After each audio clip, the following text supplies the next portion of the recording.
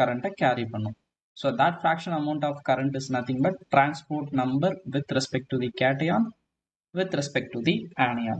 So generally transport number அப்படின்னா அதனுடைய definition பார்த்தீங்கன்னா total current fraction of the total current, நம்ம total current pass பண்றோம் இல்லைங்களா, அதுல fraction of the total current carried by